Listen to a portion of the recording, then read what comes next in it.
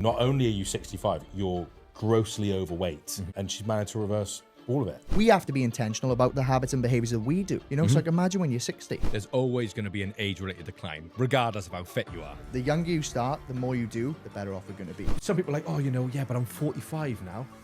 There's literally Olympic athletes who are 45. I'm Ryan Stevens. Dr. Taylor Waters. I'm Ben Oliver. Welcome to the Supra Human Show, yeah?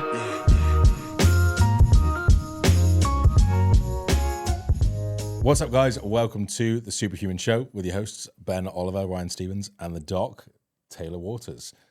Today, we're going to be talking about the anti-aging benefits of training, nutrition, fitness, yeah. health. This is right up Taylor Johnson's street. Yeah, this is... He loves it. Yeah. How to Not Die by Taylor Johnson.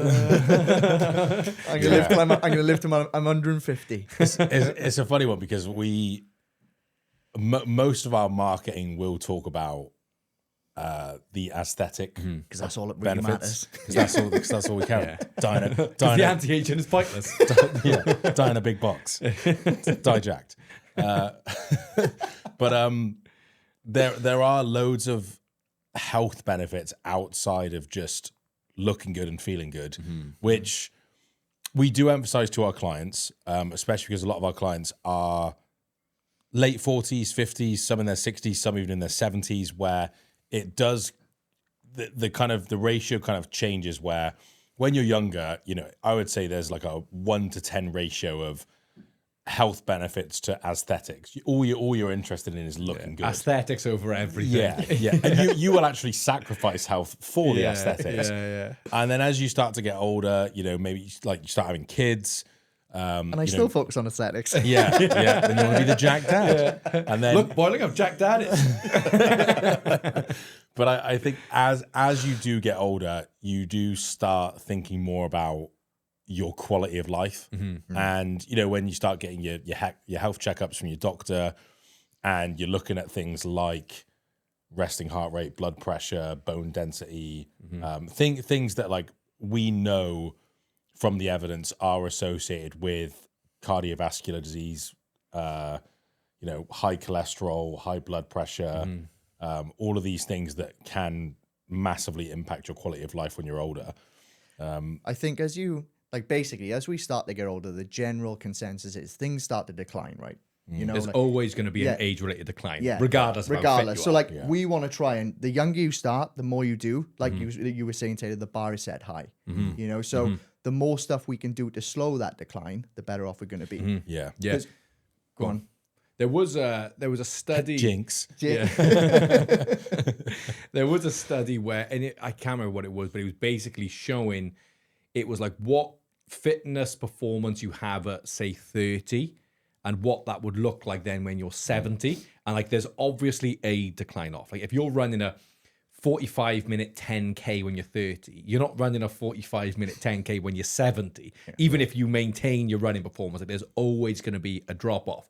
But it's like if you can run a 45-minute 10K when you're 30, by the time you get to 70, like you're still able to carry your shopping, you're still able to run 4K without breaking, you're still able to do this stuff.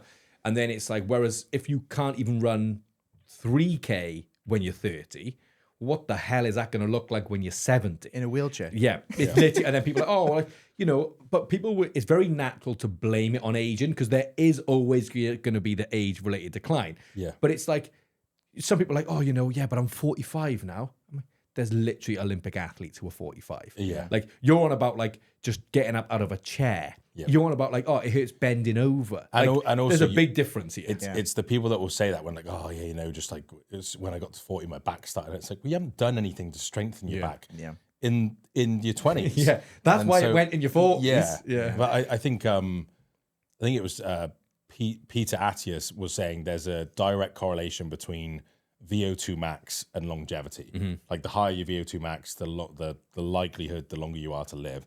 And obviously there's some nuance to that. You know, Lance Armstrong and his EPO infused VO2 max. There's probably going to be some downsides to that. His VO2 max was very high, but his testosterone and growth hormone use was also very high, which might have a different effect. Yeah, but I think, like, again, you can take from that like a general consensus, which is if you are very aerobically fit, you are like exactly like you said, you are probably going to be fitter and healthier in your elder years. And it's only when you take a knock that your quality of life is impacted that it starts to kind of hit home. And I think you start to experience it in your 30s and 40s when you get injured. Like, you know, like when I hurt my back last year, the only thing I wanted, like, because at the time I legit thought, like, I think I'm going to have a limp for the rest of my life. Like, I was like leaning against stuff just to walk. And I thought, screw lifting heavy again. I just want to be able to not be in pain every day. Like, and luckily it wasn't that serious. And, you know, I'm back lifting heavy in 100%. Strongest. Yeah. But like when you're in that situation, the only thing you care about is just like not being in pain. Yeah. Give me the basics back. Yeah. Just give me the basics. And so when, you know, if you don't start thinking about this stuff in your 30s and 40s, you are going to pay the price in your 50s and 60s. And that goes, you know, even for me, like there will be a point where, you know, putting heavy weight on my back is going to make my 60s much harder than if I stopped doing it. And then you have to ask yourself, well, am I willing that trade-off to do what I love at the moment, but then there's going to be a price to pay. There's a price to pay for everything. And maybe that is my knees are a bit fucked when I'm older, or my hips are fucked. Like, show me any elite powerlifter that hasn't had hip replacements in their 60s. Like all of them, like every single one of them. And so like there is always going to be a price to pay. The more extreme, the more extreme you go. Like again, bodybuilders that have pushed the mass size, you know, they're going to get calcification on their heart. You know, your heart's like a battery; it's only got so many beats, and if you've used those beats to power a 300-pound muscle machine when you weren't made to be that big, it's going to shave years off your life. Especially when its beats are really inefficient Yeah. beats. Yeah. It's not a very conditioned heart, and it's having to beat shitloads. Yeah. The head gasket is going to blow pretty soon. Yeah. So I think, and I definitely over the last couple of years, I've thought about it more of like, you know, and then when you've got kids as well, you think, well, God, I want to be able to like even play with my grandkids, you know, and not be, you know, on a Zimmer frame, or, you know, not be able to like play with my grandkids because I'm too tired or too weak. That was one of my biggest realizations. Like you go to like parks or even to the beach and stuff, and you always see the parents sitting down shouting from afar, "Oh, get down from there." Whereas I like to be up there with them, you know, so I don't have to tell them to get down. I'm there with them if I want to be. You fucking throw them down. Yeah, throw them down, get down. Like you always see the This parents is my like, house. It's like, Ruben, get down. It's like, no, I'm going to be up there playing with him. So if he wants to come down, we can come down together, you know, and like, it's just quality of life, being able to have those memories with like your kids and stuff. And that's the biggest thing I've realized. Yeah. You know, I'm not the one shouting from set. I'm playing football. Yeah. You know, or whatever it may be. And Yeah, I think it's tough because you know when people get like in like their back goes in their 50s, for example, and they're like, thing is like I bent over just to pick the shopping up and my back went because I'm old. And it's like, is it because you're old, or is it because you're really not prepared for anything physically anymore? Yeah. Whereas like if you're going through your 40s and you can deadlift, you know, a good amount of weight, and you're still pulling 100 kilos from the floor consistently over time, like every week you're still testing, I can still pull 100 kilos. Well, then like when you bent over to pick the shopping up, the likelihood of you pulling your back out is going to be much, much lower, because that level of stress on your back of picking up shopping is so slim. But if all you do through your 20s and your 30s is sit in a desk chair, then go home, drive in a car, sit down, then go watch TV, and you do that for 40 years or 20 years, whatever it is, then you go to pick the shopping up, you're not prepared for anything. Yeah. So you're so brittle, you're so fragile that then things start to fall apart. And it's like, and they'll fall apart much, much, much faster if you don't make sure you're still in good shape. The other, I mean, when we start to kind of break down the actual benefits that we get from, you know, the aerobic work and resistance training and stuff, you know, when it comes to resistance training, two main ones we're looking at is sarcopenia, which is just like simple terms, muscle wasting as you age, and osteoporosis, so brittle bones. And like osteoporosis, the number of, you know, women and men in their 70s or something where they have a trip or a fall and they'll break their leg. And it'll be like a little tumble in their kitchen or something. And it's because they haven't been, like, a combination of things, like the, you know, diet's probably insufficient, probably not eating enough protein. We can talk about that in a second, but because they haven't done, one of the main benefits of resistance training is bone thickening, like increased bone density.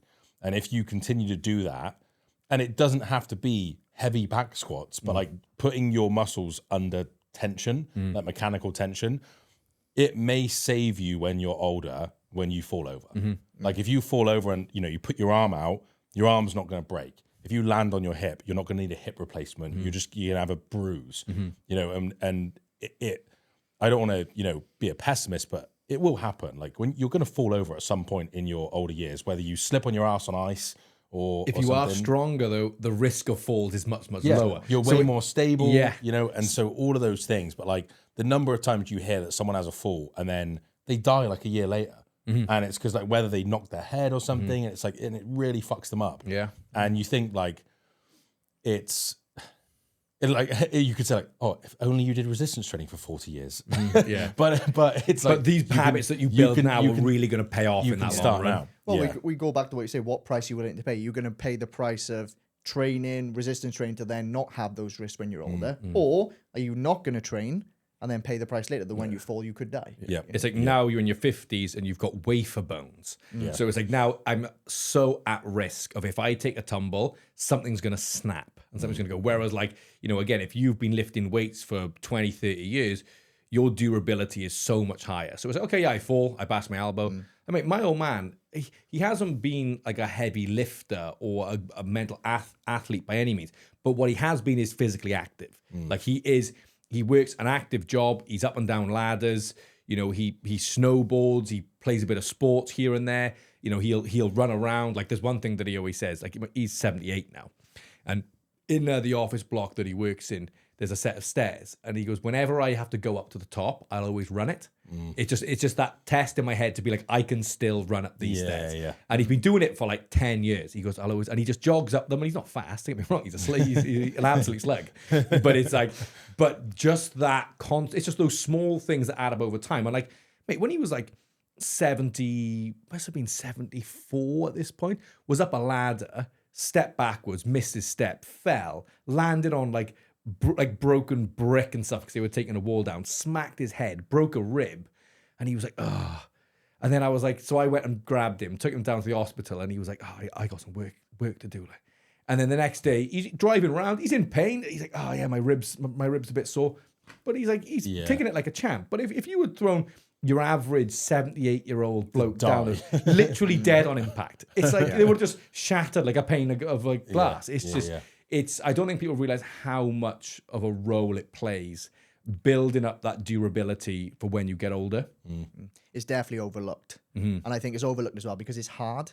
Yeah. If you think about what a lot of people do these days for like longevity, like they'll take supplements and stuff, but that's easy, isn't it? Yeah. Whereas like they'll overlook like exercise because it's fucking hard to be consistent with it. Yeah. When it's the greatest predictor of longevity and quality of life is maximal strength and VO2 max. Yeah. So that's the greatest predictor of longevity. I don't see like, the turmeric drink that you drink in the morning. I don't see that in there. I haven't seen that at all, actually. But it's like, but that's nice. And it's easy to do. Like slogging away on a C2 bike. It's so true though, when people are looking at like your cold plunges and your saunas and all of this stuff. None of that, like that stuff is going to pale in comparison to having good exercise habits and behaviors for decades. Like there's nothing that those things are going to do that's going to replace some form of resistance training 3 to 5 times a week, and doing some aerobic work a few times a week for like for your life, basically. Yeah. Like if you do those two things, like I think I don't know if it's Chinese, but like Asians tend to have the longest like lifespan, and it was basically down to having a lower stress life, like funny enough, a lower protein diet. So they don't have a huge amount of muscle. They're just smaller. So the other thing, which is absolutely true, tall guys die earlier. Yeah. Like you don't see the 6'5s in their 80s too. Hey, we're all right then. Yeah. There you go. Pros and cons. Sorry, John. But I'm gonna live this short life forever. But that's it. Like, again, they're more they're smaller in stature, and they walk a lot. And so they were like the main things that you look at. And what makes me laugh is like when everyone's like shitting on seed oils, like that's been a staple in Chinese cuisine for centuries, like soybean oil and stuff. And they live the longest. And so everyone's like, oh, these seed, like, it's like, yeah, it's because you're cooking chips in seed oils. Yeah. Like, but them on their own, like there's no studies that suggest that. But well, when you think of longevity, you know, you mentioned sarcopenia, and it's like, you're always going to have age-related muscle loss. You're always going to. But the more muscle you can have as you get into later life, you end up having more. So say it's like you're always going to lose roughly around 12 pounds of muscle. Well, if you start with 50 pounds of muscle and then you lose 12, well, you've got plenty left. Yeah. Well, if you started with 15 and now you've lost 12, now you're skin and bone again. Yeah. It's like you want to have, so it's not just, but again, there's always going to be benefits. Even if now you're listening to this and you're 60 and you're like, oh shit. Start now. Yeah, start now. Yeah. Literally start it now. Because again, it's only going to fall off faster. And you know, you're only going to get more and more brittle as time goes on. Yeah. And it's only at the extremes where having an extreme amount of muscle mass will shave years off your life. Yeah, the extreme. But I think for someone who is, you know, not a bodybuilder, not a performance enhanced athlete, and is natural, excuse me. That's you're right there, mate. the calories coming back up. But if you are natural, then you should stop. Stop being natural. But your goal should just be to build muscle. Like try and build as much muscle as you can, you know, going into your 40s and 50s. Because realistically, we know the more experience you get, the harder it is to build muscle. You're looking at netting anywhere from 1 to 5 pounds of muscle in a year and that's being in a small surplus, which most people aren't because they diet for the summer and stuff as well. So you're looking at like maybe gaining 20, 25 pounds of muscle in like a 7 to 10 year period. So like you should be trying to build muscle constantly because like you said, the higher you can get that threshold, the better off you're going to be when you're older. Yeah. And that's it, isn't it? Like we spoke about, is that you want your net effect to be as high as you can. So even if someone is like 50, 60, you may as well start now because time's going to pass anyway. In 10 years, you're going to be 70. You're going to be left better off, you know? Yeah. But if you are listening to this and you're like 18, start now. If you're not already, you know? Start now. Yeah, even guys in like 70, or girls in like the 70s, we're not asking you to front clean squat, you know, 100 kilos, 150 kilos. Like just practicing, like getting in and out of a chair 20 times. Like if you can get in and out of a chair 20 times back to back to back to back, and you can stay on top of that, you're never going to find yourself in a position where it's like, oh, I just struggle getting up these days. Yeah. It's like, because you've stayed on top of it, and it's a behavior that you practice time and time and time again. So it's never going to disappear. But it's when you stop doing these things and you become deconditioned to basic life tasks. Like you'll see someone, they're like, oh, I was making postcards. I made 5 postcards yesterday. My forearms are in tatters today. I'm having an agony. It's because your forearms are so undertrained. Your forearms are so fragile that even doing a simple task like putting a few postcards together, your forearms are in bits. Just like when you wake up and you've done heavy back squats the day before, you're like, my legs are sore today. Yeah. It's the same thing, but your tolerance is way higher. So you've had to cause that, you've had to do something so much more intense to create that damage, whereas they were able just to create that damage through. So now it's like, well, what happens when you're forced, like a fall?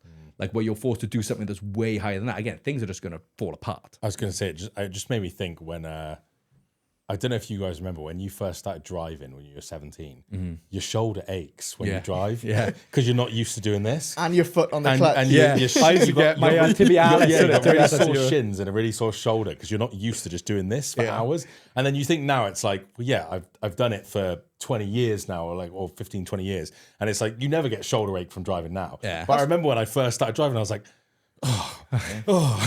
and just like, and then you if you're in traffic, you're like your calf is shaking on the clutch. Is that why you're going automatic? Just to be tired You couldn't hack it 10 years in. Tired of my shins aching. But no, it's so true. Yeah. What I was going to say is because like we've had guys that are like turning 60 or in the Hall of Fame in like a year, you know, and obviously it's quite old to start fitness, but like within a year, their Hall of Fame status. And again, I know we're not just talking about like aesthetics, but for these people to get in the Hall of Fame status and have a physique like that, the habits and behaviors that they would have to gone through, like training 4 days a week, 10,000 steps, whatever it may be, just doing 12 months of that, starting at like 59 years old, has paid so much dividends in that short amount of time. So it's never too late to start. Yeah. One of my favorite clients, who I've worked with for five years now, she started with me and she was 65 when she started with me, and she was 360 pounds, and now she sits around 210. Wow. And like going on 70 this year, and is traveling the world, going on massive trips, excursions, walking, doing a safari in Africa later on this year. Class. And so it's like she started, and bear in mind, all we do is walk, like, and track her nutrition. Would it be better if she did some resistance training? 100%. But the fact that she's lost, 140 pounds, she's in like, and started at 65. Her quality of life now at 70 is better than it's been from when she was 30 to 65. Yeah. So it's like, we've managed to completely, she's probably going to live for 10 years longer than what was planned. That's giving her life back. Because of this. Yeah. And then the quality of life is through the roof. Yeah. She's never been more adventurous now at 70 than she's been her whole life, which is, again, and that's the very extreme. Not only are you 65, you're grossly overweight. You're at the extreme end of obesity. And she's managed to reverse all of it. Yeah. Like when you're 150 pounds heavier, it's like you can't be adventurous even if you want to. Yeah. So like you're literally physically limited by like travel, like using extender seatbelts on flights, can't go on long haul flights because you're too uncomfortable. Like all of those things. And like all of that's just been reversed, which is crazy. And that's what we're talking about. I know we say longevity, but I'm more focused on the quality of life rather than the length of it. Because like you can use modern medicine to improve your length of life. Whether it's always going to improve your quality of life is another story. Because now you're just prolonging this state that you're in. And it's like, oh, well, I still don't have much quality. I'm just going to spend a bit more time here. Whereas what we want to do is you want to get in a position whereby you're maximizing the time that you have here and making sure that it's of a high quality. And that's where it really comes into play. As like you said, one of my guys, Frank, Big Frank, so shout out to Big Frank as well. Big Frank is a legend. Mate, an absolute legend. So when he started, I think he was like 400 pounds when he started on his own. He got down to like 300-ish when he started with Supra. Now he got down to 180. That's crazy. Nice. It's like shaved off more than 50% of his body weight. And you see him, he's like 180s, and he needed, when he first started with me again, he was like, say we were about 298. He needed a knee replacement that was coming up in like 4 months' time. And again, he signed up to the program knowing he had a knee replacement in 4 months' time. He's like, look, I got to get in as good a shape as I can to get the knee replacement done so I can recover well coming out the back end of it. So again, an age-related problem that he had, that it was like the better shape you are going in, the better you're going to be coming out.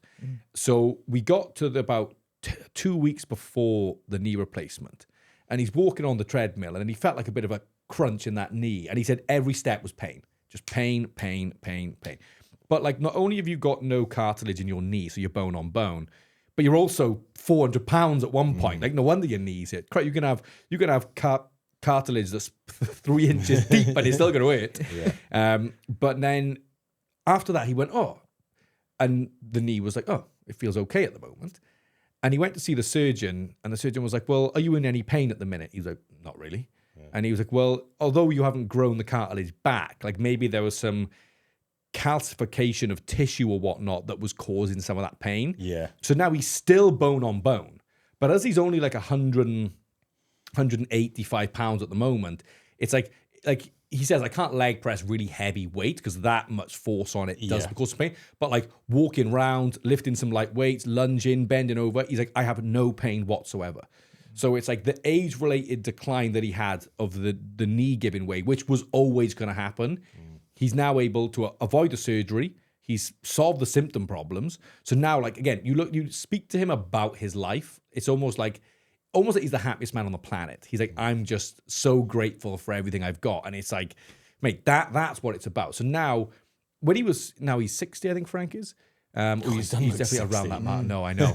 And it's, but he looked 60 when he was 48, but now he doesn't look 60 at all. Yeah. And it's like, now he's bought back, not again, £400, you're on borrowed time already, I think, in your sort of 50s. But it's like he has now not only extended his life tenfold, his quality of life now is just, again, he's just loving life. And to see that transformation, you're like, yeah, you've really won this game. Those ones tend to stick with you far more than getting people like shredded and stuff. Like it does look cool. Like, and you know, and it can help people's confidence and all of these things. But like when you work with the guys that like do have serious health issues, or they're coming, like maybe they don't have them yet, but like they are coming, it's just a matter of time, and you manage to get them completely out of that position. Like the amount of times when you get that message that it's like, you've given me my life back. Like, and like my kids are gonna, be with me for a lot longer. Like the spouse relationship is 10 times better, and it's almost like they're back at their kind of like high school, like romance kind of stuff, and like all of that stuff. Like that's so much cooler than like the abs are like a great byproduct of that. Yeah, but like hearing that stuff from clients is unreal. Yeah, because that's the real problem we're trying to solve, isn't it? Yeah, like they're the best ones where clients just can't do simple things in life. Like our client, like she couldn't travel, like, or afraid to go on an airplane with, like, I had a client before that like said she wouldn't go on an airplane because she had to use the extender seatbelt. And I was like, that was a goal. It's like, if I can go on the airplane, feel comfortable, and only have a single belt, like to me, that is incredible. Like much better than be like, oh, I step on a bodybuilding stage. Like when you just can't do simple tasks in life, or something is stopping you from experiencing something else that you want to do, like go somewhere because of a certain thing that most people are going to do, and you get them to do that.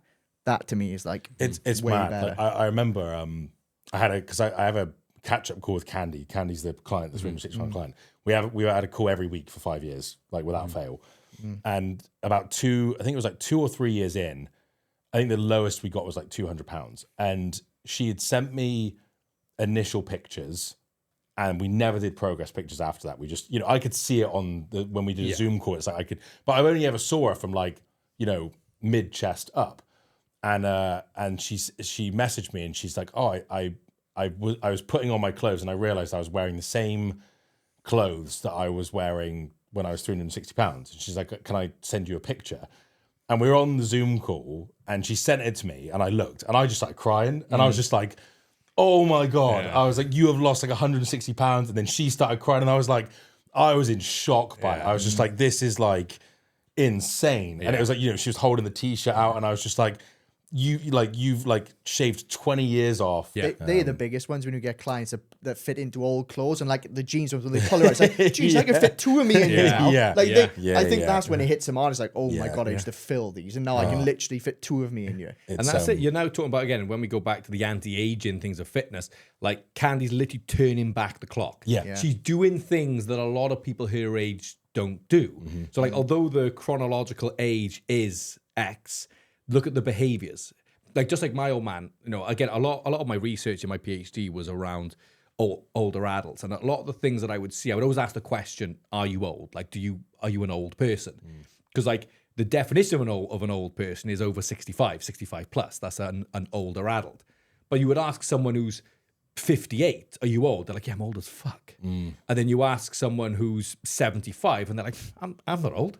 Yeah. So now, okay, so what are we actually looking at here? Yeah. And quite often you'll see the bloke who's 58 and sees himself as old, sits in his chair all the time, doesn't work anymore because his back's bad, it doesn't really, take care of himself, is overweight.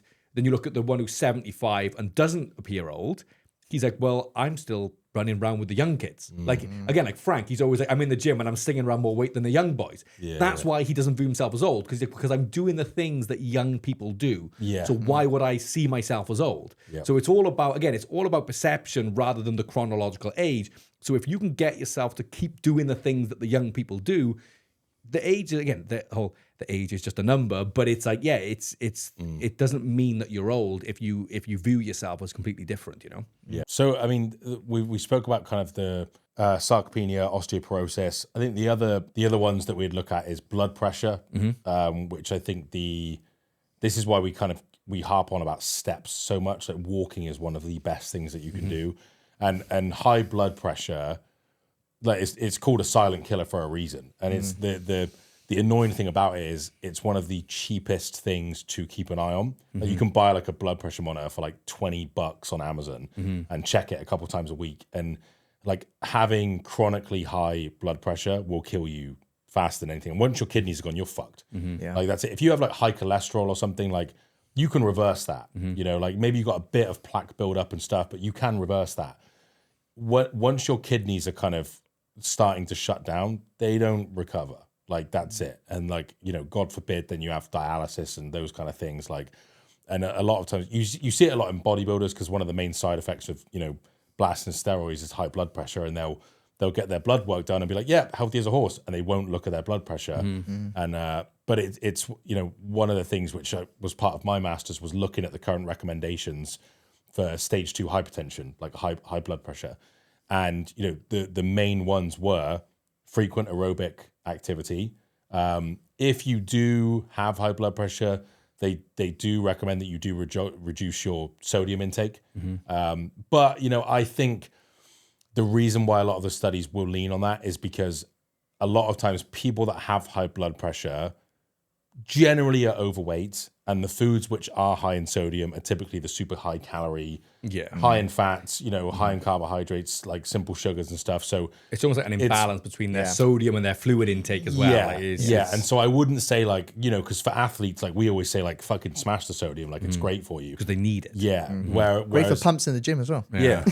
So I can see where the rationale comes from, but I think there's a bit more. There's some other variables that will go into that, and then it's, you know, fiber consumption, vegetable consumption, limiting trans fats, and resistance training as well. Like acute bouts of high blood pressure can actually benefit your, because initially if you had stage 2 hypertension, they would say do not lift weights because it will spike your blood pressure. And then they realize like, oh, it's just acute. Yeah, it's just, and then you'll always like, if I get up out of this chair now, my blood pressure is going to go whoop. Exactly. And then they realize that, and they were like, oh, it actually has some benefits to bringing your general blood pressure down. The issue is if it don't come back down. Yeah. That's when the problem comes in. It's also the same with the aerobic work. Like when I was on the C2 bike this morning, if you took my blood pressure when I got off it, it was going to be high. But it's high because it should be. It's what is it when it shouldn't be. It's like if it's just constantly red zoned, even when you're sleeping, it's like, that's when the problems will occur. Yeah. It's the same with like blood glucose levels, right? It's like people say, exactly the guy's like, no, glucose levels should go up in certain circumstances. It's when it doesn't come back down, it's an issue. Yeah. It's the other one we haven't spoken about, diabetes, like type 2 diabetes. Like type 1, you know, is genetic. Yes. And that can happen at any point. I think my cousin was like 14 or 15, just went hyperglycemic when he was out and just fucking passed out. Yeah. One of our good mates, Kieran, was type 1. Yeah. You know? Was he from birth as well?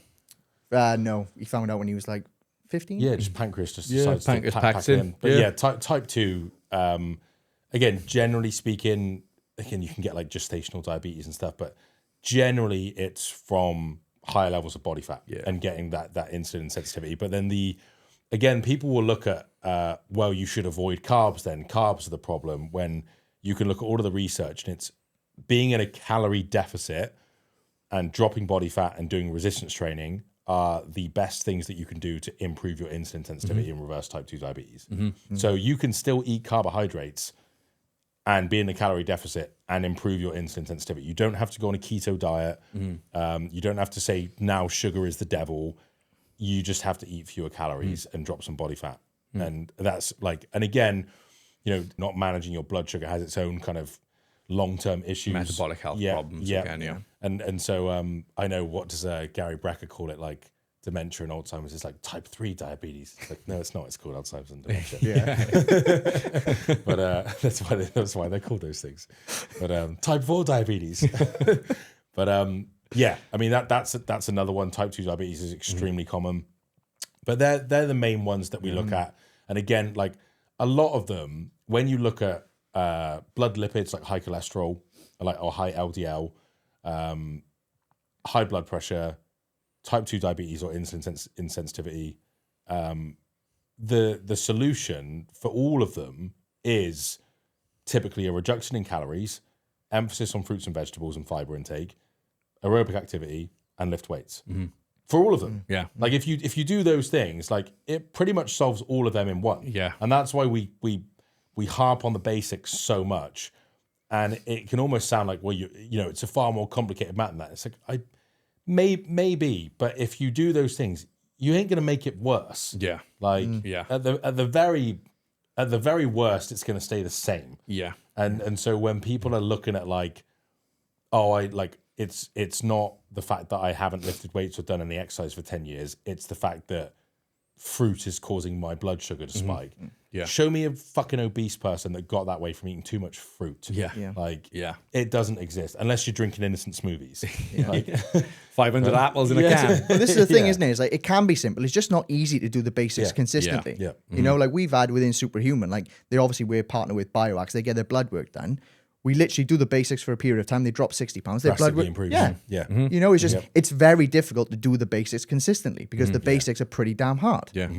And it's like the risk of these issues that you're talking about, from the type 2 to the skewing of lipid profiles, the risk of heart disease, they all are age related. Like you look at, the risk of those gets higher as you get older.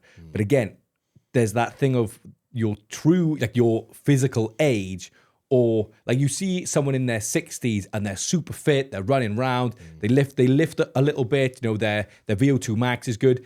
Well, they're not quite as at risk as someone who's in their 50s and smokes and is overweight and is sedentary. So it's like these tools that we have available to us are how we offset those age-related risks. And you could argue it's like they're age-related risks, and there probably is an aging component to it, but I would say more so it's because your lifestyle changes as you get older. You age, yeah. When everyone says, metabolism just goes to shit when you hit 40, it's like, well, no, it's because when you're 40, you're probably working a more sedentary job, because even if you were a construction worker, hopefully by the time you're 40, now you're like the foreman, or you work in the office and you're the manager or whatever.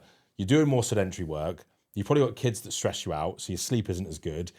You're then not able to pay as much attention to your diet. You're probably not exercising as much. You factor in all of those things. It's like your metabolism's fine. You've just changed a bunch of habits and behaviors. And so the guys, like you said, that are like, still lifting weights, still doing cardio, still watching what they eat into their 60s, they're probably at the same risk as a fucking 20-year-old. Yeah. But it's just they've continued those habits and behaviors. Well, just think about the change in our lifestyles from like 18 to where we are now, like in uni, playing sports, running around to like sitting at the desk for 12 hours a day, kids, etc. That's just in that short time frame. Imagine people who are like 60. Yeah. You know, the different changes them. And like we have to be intentional about the habits and behaviors that we do. Yeah. You know, so like imagine when you're 60. And that's me and Jess were literally having this conversation this morning. We were training, and it was like some people because it's my job, like there is obviously there's an emphasis on health and fitness in my life that I wouldn't expect to have in someone else's. But they'll be like, oh, but it's easy for you. Like you've got a gym in your house. But no, I know the challenges that come with when you have kids, when your job gets very busy, it is harder to get the exercise in. So I've set up my life now so that even when it does get hard, I've still got that option available to me. Whereas like what you did is you spent it on a car, and then you spent it on another vacation, and then you spent it on this. So now you're not set up for it. So you just made it even harder for yourself. So it's like you can set yourself up for this stuff as you age as well. But again, it always gets put on the back burner until it smack bangs you in the face, and then you got your doctor looking at you like, hey, you're in big trouble now, daddy. Yeah. It's tough. That's it as well. Like when you're younger, like some of the things will almost happen. Like default, you're generally more active, you're generally running around. But like as you get older and responsibilities happen and you get maybe a different sedentary job, you have to be more intentional with setting up your environment to execute the habits and behaviors, which is one of the reasons why I got a gym in my garage as well, because there's no way I could get to a gym like 3-4 days a week. But now I can just go downstairs into the garage, 30-40 minutes, job done. Yeah. Done. In conclusion, if you want to live for as long as possible, Just focus on aesthetics. Get abs. Yeah, follow the Trend Twins on Instagram. And do what they do. But no, it's going to be resistance training 3 to 4 times a week, aerobic work, 3 to 5 times a week, getting your heart rate up in that kind of zone 2, like 60%, 130, 140. Emphasis on fruits, vegetables, and lean proteins. I never thought you say that, mate. Fruits and veggies. Yeah. I said if you want to live forever. Yeah. I don't. But if you do those things like now and just start getting into those habits now, it's going to pay dividends in 10, 20, 30 years time. Awesome. But cool. Thank you as always for tuning in. Be sure to like and subscribe on YouTube, Spotify, iTunes, and we'll see you next time. If you love this show, please like, share, and leave us a 5-star review so that we can help more people. I'm John Madsen, Supra Human CEO, reminding you to always go get what's yours.